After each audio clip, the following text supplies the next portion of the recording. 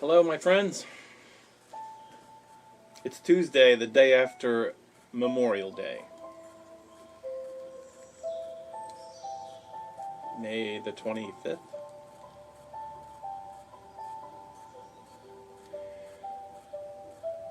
It's a beautiful day outside, getting warmer, promise of summer coming. The confusion of life for me when I try to step up and say, okay, how are we, where are we? I ask you the question, how are you today? I don't know, your answer could be as far-reaching as the moon. You may be in the middle of the pangs of death. The rate of death in the United States right now is about, I think I saw the number 2,000 a day, higher than it normally is. That's a lot. Or you could be living into the strength of the moment of this pause. It's described in the most optimistic way. But even if life is good right now, there is an uncertainty. It's never any different anyway, but in our minds it's different because we're used to projecting out a little bit of control, thinking that if it's Tuesday, then this is what we'll be doing, or if it's Wednesday, then I'll be on Friday, this is where I'll be, and this is what I'll be doing. Those certainties are not with us right now. It doesn't mean that bad things are there. One of the quotes from my little devotion book that I'm so grateful to have is that I just liked this sentence. When facing the unknown, if it's really unknown, then hope is as reasonable as despair. Wow. When facing the unknown, hope is as reasonable as despair. So, I don't know, the words of Scripture jump into my mind. So choose hope. Choose life. Yeah.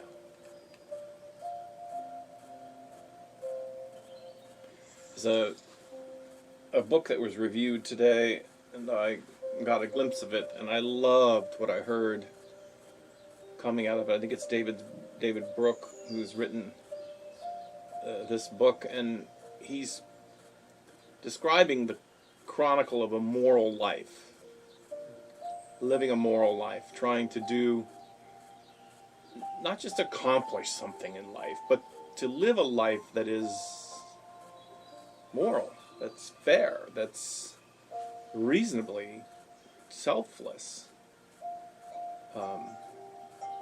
And in it, he describes, and it's very personal, he describes his own life journey. And these are the words I love. He has this metaphor of mountains, that life is like you climb a mountain to accomplish and to achieve, you go up and up and up and up, and you work to get up, and then inevitably there is the valley that comes. This is how life is. I used to say in my sermons when I was younger to even older people, sooner or later life will throw at you its worst. Sooner or later it will. And some of the most optimistic people would come at me and they would say, why do you talk like that? I would say, well, I'm not trying to be despairing. I'm trying to say, I'll see you in a couple of years, or I'll see you in a while. Life has a way of bringing to us the valley. And in his book, the author describes what becomes very spiritual for him. That in the journey into the valley, there's almost one of two things that happens to human beings when they enter into the valley. Life can break you, or it can break you open. Wow. Life will break you, or it will break you open. And the power and the positivity of this breaking open is no less painful, but it's a breaking open that reveals a depth of you, of your heart, of something that you're made of that you didn't know you were made of, or something that you need to deal with that you didn't really want to deal with, you wanted to put it in the past and have it be gone and be done. But no, life isn't like that. And the breaking open is, I've seen it many times. I've seen it in my own life. I have seen this truth.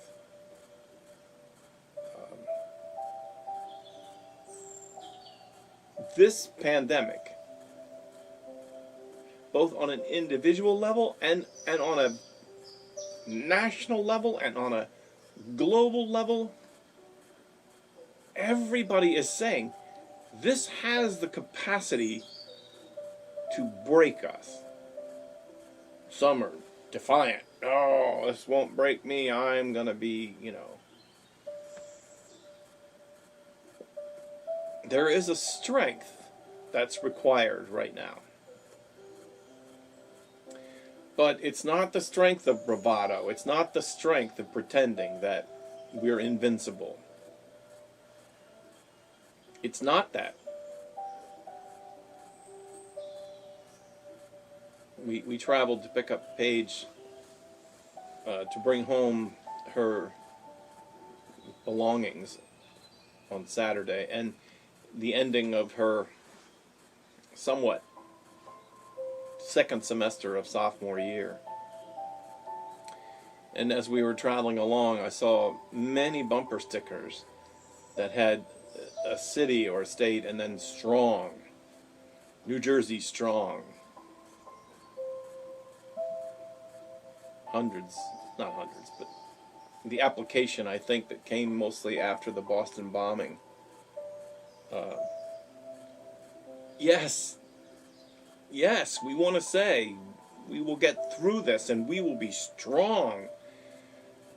But here, my friends, there's a profound connection here to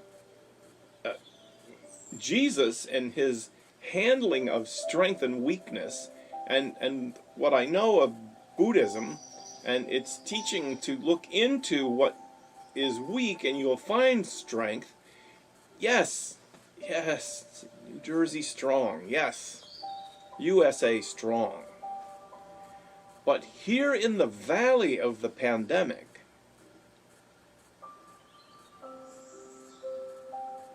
the opportunity is for us not to build our armor and become that kind of strong. It's in front of us, my friends. It's a spiritual strength. And it's beckoning to even the experienced ones who are used to this language. It's beckoning, it's opening, it's breaking us open. And hopefully that will be a completing process. Breaking us open in compassion. Breaking us open to live not just a Memorial Day saying, thank you, God, for the lives of those who were laid down for my benefit. That's not just something in history back to World War I or World War II. It's happening every day. It's happening every day. I watched again the two groups they talked about today. The workers in the meatpacking plants and in the production line of food. They are being exposed to a virus, which we've become comfortable with a name, novel COVID virus number 19. We can say it now, it rolls off our tongues, and we can, but it is a shadowy valley, my friends. It's contagious. Still very contagious. and very disruptive still. Some of my life this past weekend, I don't know, returned to somewhat normal. I still can't see my grandson. I still can't hold him and drive down and hang out with him. I don't feel safe doing that, busting out of this posture of safety without protections. But there was more freedom. There was freedom to put a mask on and go out in the open. And we traveled to Maryland. We actually ordered some food online. I mean, for delivery. We haven't done that. This is a very contagious virus. And at age 65, I'm in a high risk category.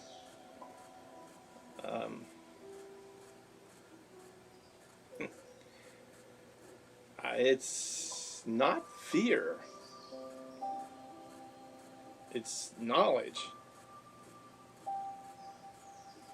And I am filled with hope and optimism today. I am. I'm working on a new season of worship.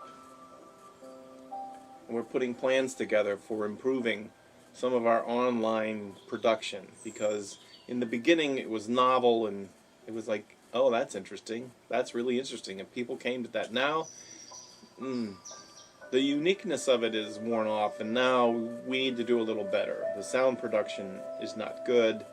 Many of the senior citizens cannot really hear that well because of an echo, and the work is coming. It's coming, and someone offered to give some money to buy some of the material that we need so that we can be a more stunning and engaging presence. I have felt very inspired in my preaching during this season, because I feel that there's a breaking open. There's a breaking open, an openness to what really matters, an openness to let go of some of the things that have made me not the person I want to be. Breaking me open to a depth. I'm so grateful for it. What was that quote again? When facing the unknown, hope is as reasonable as despair.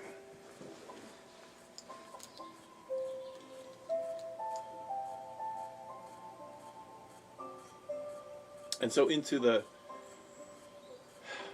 I don't know, I like the image or the metaphor of the mountains and the valleys, although I like mountains, but I also like valleys.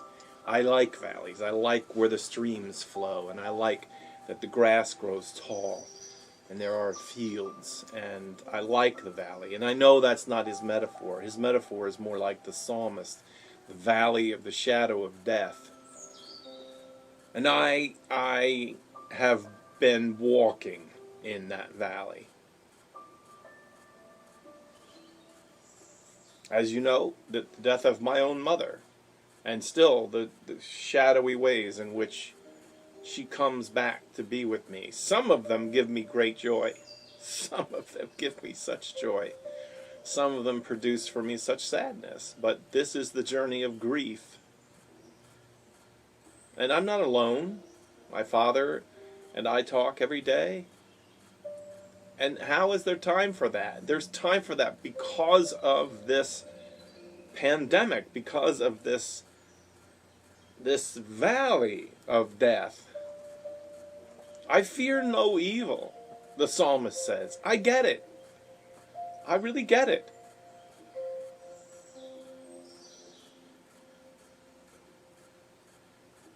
Some, I guess, it's a breaking. There's a coming apart. Alcohol consumption and abuse are at an all-time high. Spouse abuse is of course up. Child abuse is up, and the ability to respond to that is down.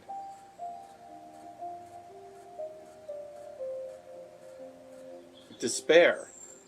and worry and fear are out there. They're palatable. They're out there. Anger. There's a lot of anger. I feel it. I don't know who people are angry with. We all want to be angry with somebody when things aren't like we want them to be.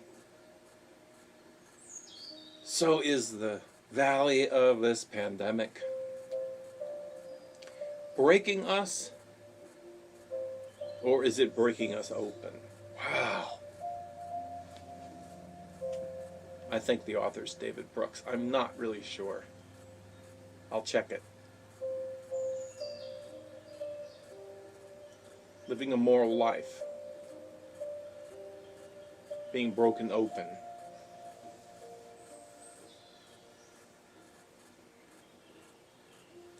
Have you experienced it?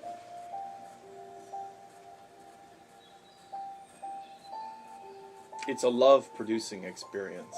It's a depth-producing experience. And when the future is unknown, if you got to place your bets, your despair on this side and hope on this side, put your money on hope, because it's 50-50 if it's unknown.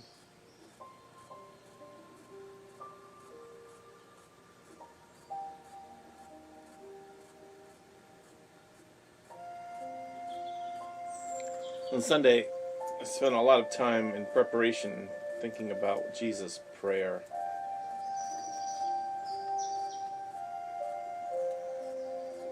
That we would know what it means to be one with God. It's impossible in this broken world with all the confusion and distractions, and yet Jesus prayed, be one with God. Be one with each other. So I'm going to let that be my prayer today as we close. Time has gone by. I'm so glad to be back together with you. Some of you didn't get the announcement that I was going to take Memorial Day off. I'm sorry that I wasn't here then, but I'm glad we're here now. I really cherish this time. And I cherish being able to share it with you. I moved the camera over so your chair could be a little more visible today.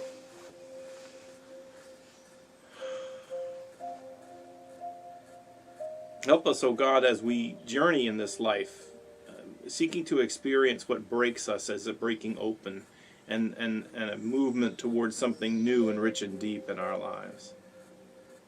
Oh, that would be our natural instinct. That what comes upon us would move us closer together. That when it breaks us, that it would break us away from the habit of blaming and looking to others for our happiness. And instead, break us open to what happiness is, to what hope really is. That even in the valley of the shadow of death, you are our shepherd. You set a table before us and invite us to eat. What mysteries these are.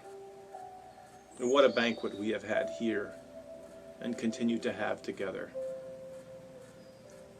We lift up, O God, because when we're broken open, we're more open to each other's struggles and worries and burdens. And so we lift each other up and ask you to point us in the direction of hope always.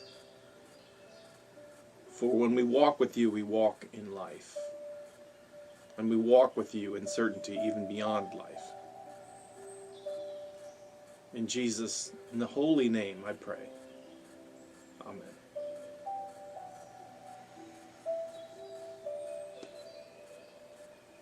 It's good to be with you.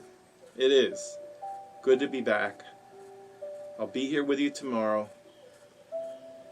I'm going to send out an invitation for the Bible study. I think we're going to start to do a different study. We've been getting a little beaten up in Job. His days are more about breaking than they are breaking open. I'm not sure it will happen tomorrow, but I'm thinking about redirecting and maybe looking for some new places to go. Anyway, tune in. Keep tuning in. Sunday is Pentecost Sunday, which launches a new season of the church, a welcoming of the fire and the light and the power of God, in a global situation of faith. Have a good rest of the day.